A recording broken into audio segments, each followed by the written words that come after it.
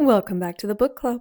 I am so excited for today's book club video because we are creating a starter pack of fantasy recs. So if you are new to the fantasy genre or your friend sent this to you to get you into the fantasy genre, this video is for you. I'm so excited to be back and posting more book club videos. I started a new job just recently, so my schedule has been completely thrown out of whack and I am readjusting. So I am so excited to be bringing back more book club series videos for you.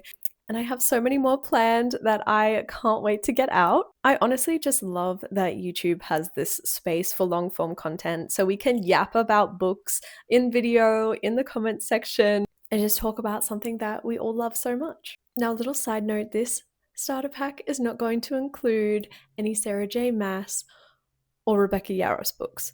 While Throne of Glass is my absolute all-time favorite series, I do think these two authors, and there's probably a couple of others, that are so well known that we don't need them in our starter pack. You're going to read them anyways. So here is a list of other books that can get you really diving in to some of the best of the fantasy genre. There are truly so many books in the fantasy genre, and I am still myself diving into this world. But here are 6 different books/series that you need on your TBR to get you started. Oh my goodness. I have raided my library bookshelf for this video, so we're not going to look at the gaps going on behind us, and we're going to focus on these books. Now, with these recs, they're not all going to be exactly like copy and paste sort of style fantasy books. Each of them are going to have sort of different elements and things to sort of pique your interest about different areas of the fantasy genre. Okay, first up, we've got the Crowns of Nyaxia series.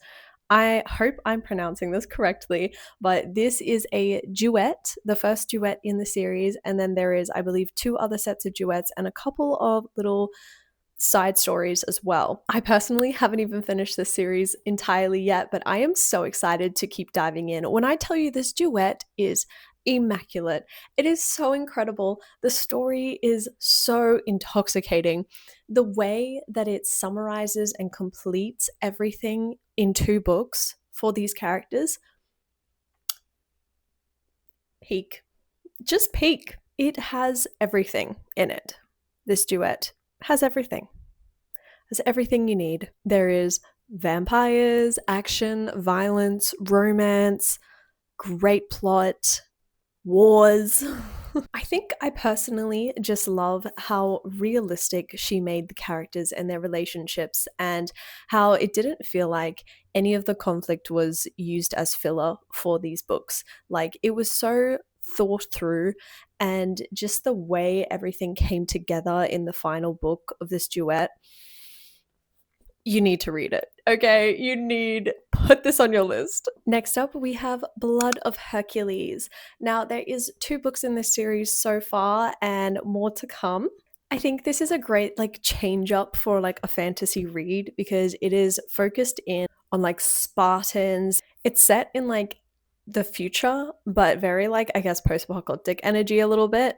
And the lore, the Spartans, the way that the mythology has been like intertwined into these books, so good, so good. The writing style is very easy to read as well, so if you're looking for something in that regards, look no further. The main character uses a lot of sort of sarcasm, a little bit of dark humor, and it's just a really overall entertaining read. Up next, we have Once Upon a Broken Heart. This is a trilogy. I am currently reading through the 2nd book of this, but I have to recommend it. It is phenomenal. I think it is a beautiful, whimsical, fairy tale-esque style of like fantasy, and yes, you need this. You need this in your life, I guarantee. I think it's not as common to find these sort of very like whimsy, pretty, but like still dark and twisted undertones of like fairy tale style fantasy books, so I think it's really fun to find reads like this. The next rec is Quicksilver. Kelly Hart is very quickly becoming the next Sarah J. Maas and Rebecca Yarros, but I still wanted to include Quicksilver because I think it is a great example of like a really rich fantasy world where there's like multiple different races of creatures and like all of the tropes that we love in sort of the fantasy genre. It is a bit of a chunky book, but I blitzed this in like maybe 3 days. It was so engaging. The story was phenomenal. I have read Brimstone, the second book. While I didn't enjoy it as much, I'm still very excited to see where this world goes, and the ending, very, very keen. This next one is Immortal Dark. Okay, Immortal Dark is giving like dark academia vampires. Mm-hmm.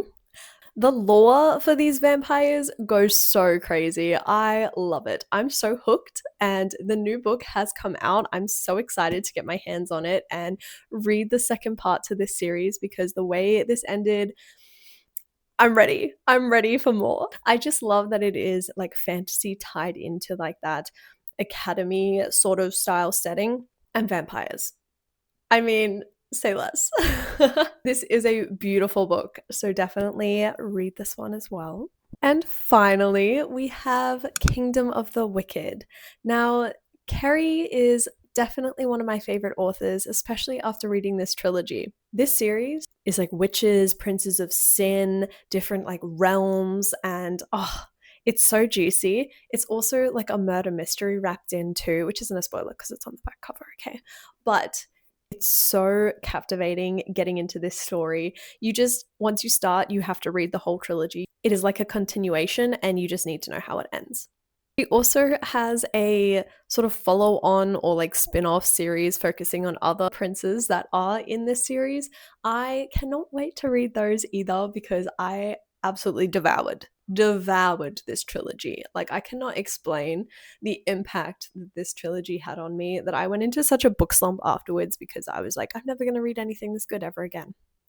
I was wrong, obviously, because there is so many good books out there, but that is the kind of impact that this series had on me. So these are my top 6 recommendations for diving into the fantasy genre, or even if you are in the fantasy genre and you haven't read any of these, make sure you do, because they are some phenomenal books within this book space. And as always, if you have any book recs, make sure to put them in the comments for myself and any others watching. If you are enjoying this little book club series, please leave a like and subscribe so I can see you in the next video. Love you, bye!